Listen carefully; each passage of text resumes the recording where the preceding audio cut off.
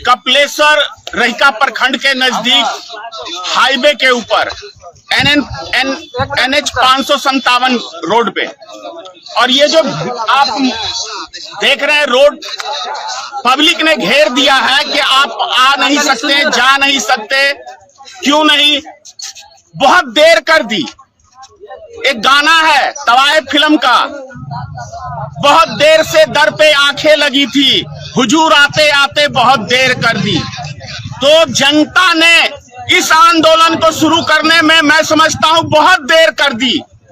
जिस दिन मोदी और अमित शाह ने ये कानून बनाया था कि मोटरसाइकिल चालक के ऊपर कि आप हेलमेट नहीं पहन के चलते हैं तो 1000 रुपए का जुर्माना, आपके पास लाइसेंस नहीं है तो 5000 का जुर्माना, आपके पास इंश्योरेंस फेल है तो 5000 का जुर्माना, और यदि नाबालिग बच्चा कोई गाड़ी चला रहा है तो उसके गार्जियन को 25,000 का जुर्माना।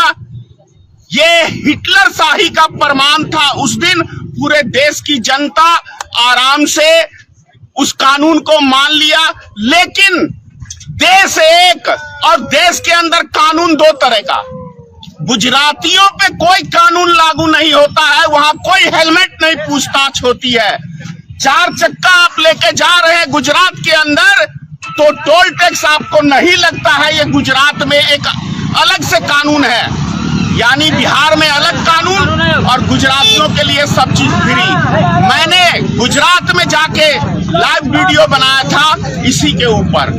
और अब जो मोदी सरकार एक कानून लेके आई है ड्राइवरों के लिए कि यदि आपकी गाड़ी से एक्सीडेंट होता है, चाहे वो मोटरसाइकिल हो, चाहे ऑटो हो, चाहे ट्रक ड्राइवर हो या बस ड्राइवर हो, उसको सजा 10 साल की। जो ड्राइवर 10,000 से लेके 15,000 की नौकरी करता है वो व्यक्ति कहां से देगा? 3 लाख का जुर्माना। और जो 10 साल वो जेल में काटेंगे तो उसके बाल बच्चे क्या अमित शाह और नरेंद्र मोदी के घर पे जाएंगे गुजारा करने के लिए? मैं शुरू से कहता हूं कि सत्ता किसी भी व्यक्ति को सिर्फ 5 साल के लिए देनी चाहिए, क्योंकि उसके बाद यदि ज्यादा आप बैठाते हैं तो उसका घमंड जो है 7वें आसमान पे चढ़ जाता है, माथे पे चढ़ के आपको तांडव करता है, जैसे अमित शाह और मोदी अभी तांडव कर रहे हैं पूरे देश की जनता को। एक तरफ राम मंदिर का लॉलीपॉप दिखा रहे हैं पूरे देश की जनता को, और दूसरी तरफ ये काला कानून ला रहे हैं हर गरीब मजदूर को लूटने के लिए। किसान आंदोलन आप लोग को याद है ना? जी जी। 1 साल तक किसान हमारे देश के, हरियाणा के, पंजाब के, यूपी के रोड पे थे। 714 आदमियों की जान गई थी धरने में, लेकिन ये हिटलर का दिल नहीं पिघला, क्योंकि हिटलर के पास दिल था ही नहीं। वैसे मोदी और अमित शाह के पास दिल नहीं है। मोदी का तो कोई बाल बच्चा है नहीं, तो उसको पता कैसे चलेगा कि एक औलाद का दर्द कैसा है, एक पत्नी का सुख कैसा है या दुख कैसा है। माँ के साथ रहा नहीं। जो व्यक्ति निठल्ले की तरह, रंडुओं की तरह जीवन बिताया, वो व्यक्ति क्या जानने गया कि आम आदमी का दुख तकलीफ क्या है? तो मोदी अपने लिए जीता है, देश के लिए नहीं जीता है। अगर यदि आप थोड़ी देर के लिए सोच लीजिए, 22 जनवरी को अयोध्या में रामलला को लाने वाले, इससे पहले तो हम लोग राम को जानते ही नहीं थे। जानते थे? अब मोदी जी आए हैं तो राम को लाए हैं। और जो मर्यादा पुरुषोत्तम राम थे वो कौन थे भाई? आपने देखा होगा कि एक उंगली पकड़ के नरेंद्र मोदी राम को ले जा रहे हैं, यानी उसका बच्चा है नरेंद्र मोदी का रामचंद्र जी।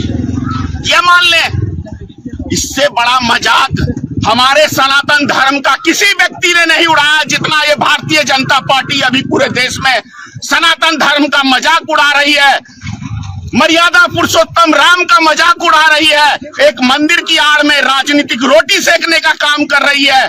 दूसरी तरफ ये देश में काला कानून लाके और पूरे देश की गरीब मजदूर जनता को लूटने का काम कर रही है। तो समझने का टाइम है। 22 जनवरी के बाद इनका मुद्दा क्या होगा? रामलला को विराजमान कराए हैं मोदी जी, तो उसके नाम पे वोट दे दीजिए। 2019 का चुनाव याद है? 42 जवान को हमारे शहीद करने के बाद ये देश सुरक्षित हाथों में है। मोदी मरवा के और तब उसके नाम पे वोट मांगा। 2014 का चुनाव याद है आप सबको? गांधी मैदान में हमारे ही देश के भाई बहनों को बम फुड़वाए 14 गांधी मैदान में मोदी ने अपनी सभा में, और तब पूरे देश के अंदर एक लहर पैदा की। तो अब 2024 का चुनाव रामलला के ऊपर ये लड़ेंगे। इनके पास विकास का कोई मुद्दा नहीं रहेगा, और दूसरी ओर ये काला कानून लाके इस देश के नौजवानों को, उनके गार्जियनों को, अगर एक्सीडेंट किससे नहीं होता है, ऐसा गाड़ी चलाने वाला कोई व्यक्ति दुनिया में ऐसा नहीं होगा जिसके जीवन में कभी ना कभी कोई एक्सीडेंट ना हुआ हो, उससे चाहे छोटा या बड़ा।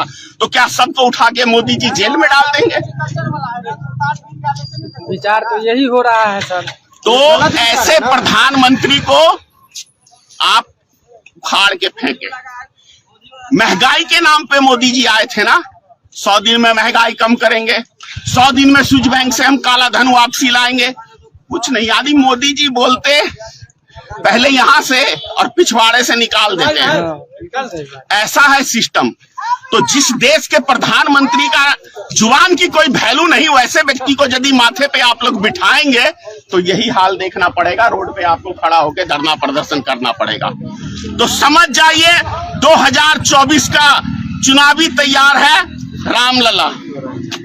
तो आप लोग को रामलला चाहिए या देश का विकास चाहिए या आपके अपने बाल बच्चों की सुरक्षा चाहिए, बेहतर भविष्य चाहिए, ये आपको सोचना है। हर गांव में मंदिर है, बहुत सारे मंदिर में आप देखेंगे शाम को कोई दिया नहीं जलाने वाला नहीं होता है। अयोध्या में राम मंदिर बन रहा है, उससे यहाँ की जनता को क्या फायदा? और यदि सरकारें मंदिर बनाने का काम करेंगी तो विकास का काम कौन करेगा? जापान वाला आके हमारे देश में करेगा क्या? यहाँ चाहिए शिक्षा बेहतर, स्वास्थ्य बेहतर, इसके ऊपर सरकार को काम करना चाहिए। जो हमारे देश का सबसे नौजवान पीढ़ी है उसके लिए रोजगार के साधन ढूंढने चाहिए। तो रामलला रामलला रामलला अपने आप आ जाएंगे। उससे पेट नहीं भरेगा। पेट भरेगा रोजगार से। रोजगार जरूरी है देश के नौजवानों के लिए, शिक्षा जरूरी है, बेहतर स्वास्थ्य जरूरी है। इसके ऊपर हमारे देश की जनता सोचे। और मैं आपसे अनुरोध करूंगा कि अभी भी समय है, 2024 शुरुआत हुआ यानी 2 जनवरी है आज, अभी भी समय है।